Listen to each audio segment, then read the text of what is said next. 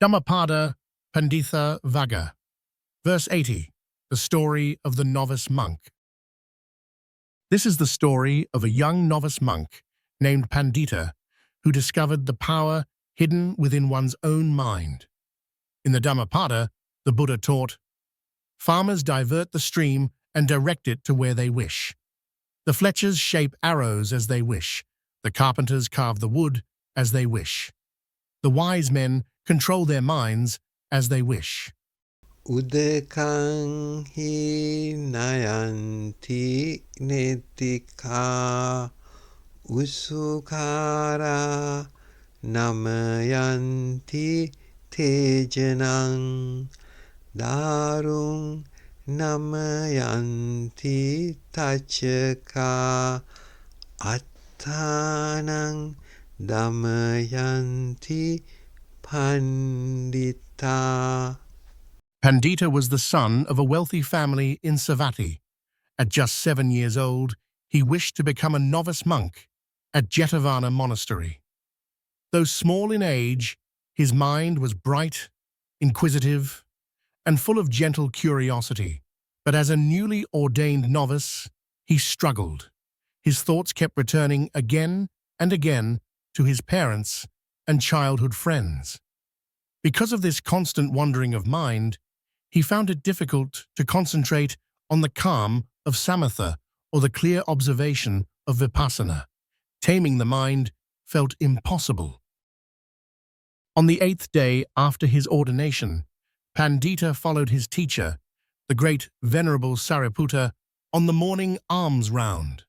Along the path, Pandita noticed farmers guiding water through small channels into their rice fields.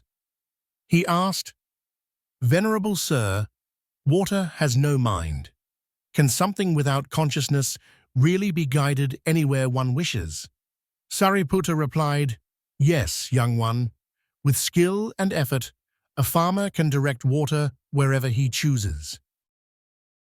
They walked on and saw fletchers heating bamboo shafts over a fire, slowly and carefully straightening them. Pandita watched with deep interest. Further ahead, carpenters were shaping timber, bending and carving even the hardest wood into cartwheels. The young novice reflected, if water, with no mind, can be directed, if crooked arrows can be straightened, if raw timber can be shaped, why can't I, who have a mind, train myself to purity? He thought further, if lifeless wood can be tamed and shaped, why should a living being not be able to tame his own mind and follow the noble life? With firm resolve, he bowed to Sariputta and said, "Venerable Sir, please allow me to stop here. When you return from the alms round, kindly bring me a little food." He hurried back to the monastery, entered his small room, sat quietly, and began to meditate, recalling the exact meditation object his teacher had given him. His teacher, Venerable Sariputta, had once instructed him using the noble teaching found in the Sīla Sutta of the Samyutta Nikāya, Khandhaka. In that discourse, the Venerable Sariputta explained that a virtuous monk should wisely reflect upon and meditate on the 5 aggregates affected by clinging, called Pancha Upadana Skandha, in 11 ways in order to realize Nibbana. Note: a short clip from my video is here. For better explanation of Sīla Sutta, watch the full video. Link is above, as well as in the description.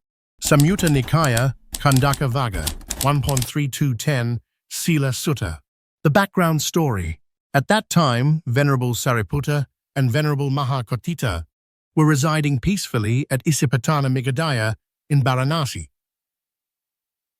One evening, after rising from meditation, Venerable Mahākotthita went to visit Venerable Sariputta, who was seated nearby. After greeting each other warmly, Venerable Mahākotthita asked, "Friend Sariputta, what should a virtuous monk contemplate with wisdom?"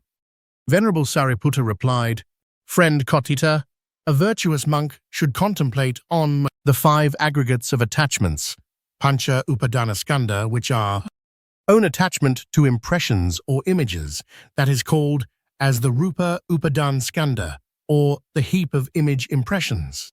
Attachment to sensations, called as the Vedana Upadanskanda, or the heap of sensations. Attachments to feelings, Sanya Upadanaskanda. Attachment to emotions, Sankara Upadanskanda, and the attachments to expectations, hopes, Vijnana Upadanaskanda. How should he contemplate them?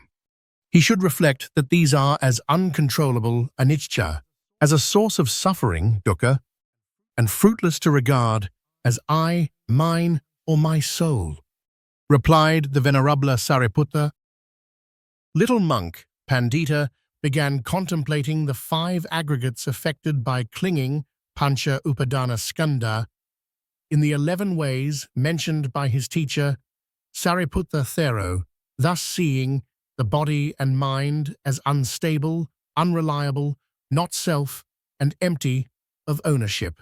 Although this was a profound subject for a child to contemplate, his faith, energy, and clarity of mind were extraordinary. Sakar, king of the Devas, and many heavenly beings witnessed the young novice's sincere effort. Moved by his determination to tame his own mind, they kept the entire monastery silent and still, ensuring that no sound or disturbance would interrupt his meditation. Before the time of the noon meal, Pandita penetrated the Dhamma deeply. Seeing the true nature of the 5 aggregates, he attained the noble stage of anagami, the non-returner, free from sensuality and ill will. His mind became peaceful, stainless, and unshakable. At that moment, Venerable Sariputta approached with food for the young novice. The Buddha, knowing that Pandita was on the very threshold of full liberation and that an interruption could break his final concentration, gently stopped Sariputta at the door. To delay him, the Buddha asked several questions, keeping him in conversation, while Pandita continued his deep meditation inside. Within that protected silence, Pandita cut off the final bonds of craving. His mind, purified and free, reached the state of arahatship, the highest liberation.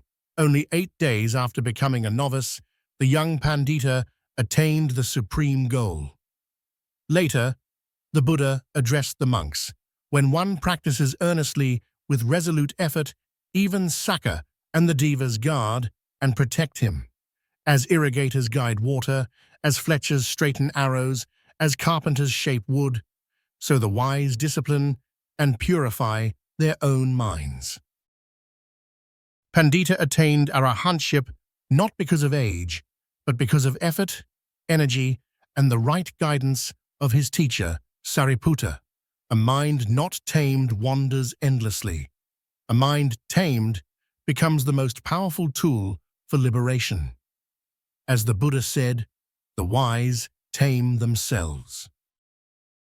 May all beings be free from the sufferings of samsara.